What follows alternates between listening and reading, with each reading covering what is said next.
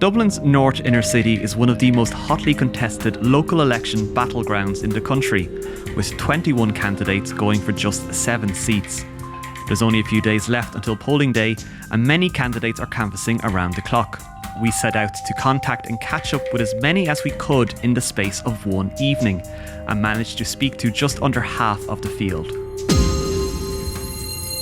First up, we headed to Dominic Street to meet independent candidate Neil Armstrong.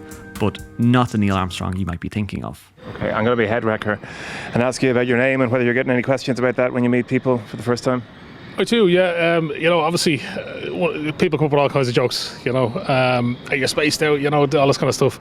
But if it gets me noticed, well, so be it. I don't mind. Look, we've all got thick skin. North Inner City people are so, forthright. They'll call you out, and I've got mixed reception from who are you, never seen you before, to the very best, what's your policies, what are you about, and they'll listen and they'll shake your hand and say with the very best of luck. But it's so a mixed reception, but it hasn't been a bad reception. I suppose one of the most frequent questions I've been asked is, are you independent? Are you with a party? So I suppose there's probably a lot of big party, anti-sentiment out there at the moment, and I suppose I'm glad that I'm not in one of the bigger parties. Over at Henrietta Place, it was first-time candidate Jillian Brine, running for People Before Profit. I suppose for the last 18 years I've been working on the front line in the human rights, in drug sector, in the homeless sector. And I suppose a breaking point, I always thought I was stronger as an activist. I'm an activist. And I always thought I was stronger as an activist on the outside. I've lobbied in the Dáil and Brussels for the last 10 years. I've seen how corrupt the system is. And I never wanted to step up into politics. Thought I was stronger outside. And then 2 years ago, my 3-year-old son just has become so normalised to the homeless people in the inner city. And then a breaking point for me was the O'Devany Garden site. That 70% of the land was signed over to a private developer, and we're in the midst of the housing homeless crisis. I may have blisters on my feet, but I'm actually on a high, because when else am I going to ever say that I ran for council? So it's such an amazing experience. And how confident am I? It's not that how confident I am, because you know what it is for me, no matter the outcome, I'm going to keep on doing what I'm doing. So that's, for me, I think it's much more enjoyable being in that position, because I'm an activist first, politician second. So this won't change nothing for me, except I occupied Owen Keegan's office with 6 different communities there in October 2018, and we occupied his office for a day over what he's doing to the North Inner City. So for me, I won't have to occupy, I'll be in that council with a voice in the council. Sinn Féin are running 3 candidates in this local electoral area.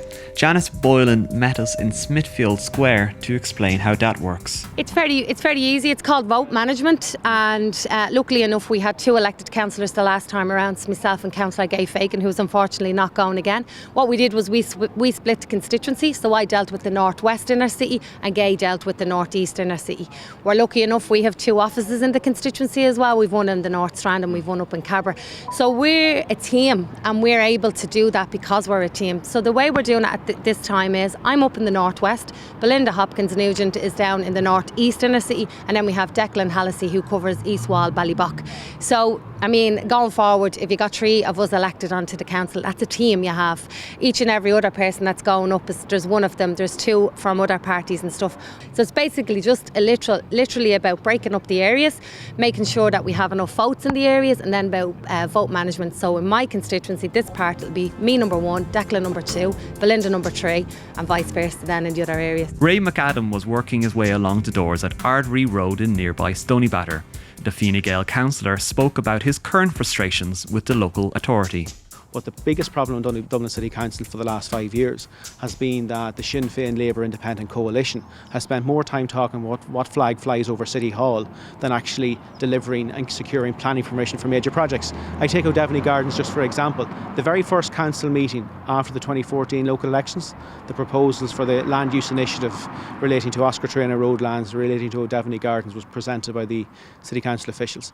It wasn't until January 2017 that those proposals actually secured approval. So it highlights to me that there needs to be a change in the City Council. We need to see the centre ground showing leadership, taking leadership and taking control of the City Council, and that's one of the things that I've been pushing on the doors over the last number of weeks. We met Fianna Fáil's Imran Khurshid just down the road at Arbor Terrace. He's one of the handful of candidates in this constituency from a migrant background. Well, I'm living in Dublin for the last 12 years. I came to Ireland back in 2007. As a lawyer, directly or indirectly, you are interested in politics anyway, like, most of them. And I wanted to serve the community because I got so much when I came to Dublin 12 years ago.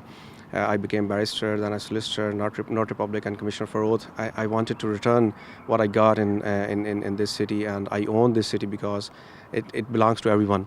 So I want everyone to own this city. And is there a problem with people from migrant backgrounds actually knowing enough to get registered and knowing that they're actually qualified or entitled to vote on Friday? That's the biggest problem we faced, actually. People don't know that they are entitled to vote. Even students, Irish, non-Irish, European, everyone can vote in local elections.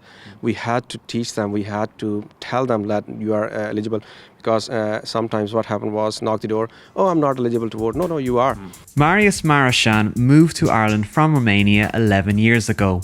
The independent candidate believes it's important for new arrivals to get involved in politics. I've spoken with people and they welcome my my decision to run, and since I opened my Facebook page for candidate, a lot of Irish people living in this constituency contacted me, asking me different questions, and they congratulated me because they said I was the only one replying to them. Well, a year ago the Minister for Justice organized a conference informing more than 120 people from different migrants organizations about their rights regarding voting and registering for vote.